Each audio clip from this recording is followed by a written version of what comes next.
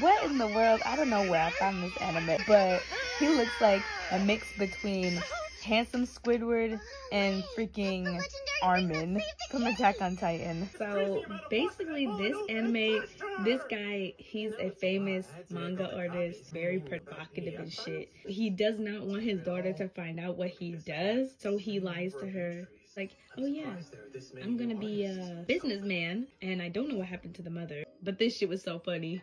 There's only one entry per box. What is this, Amazon? Why he said it like that?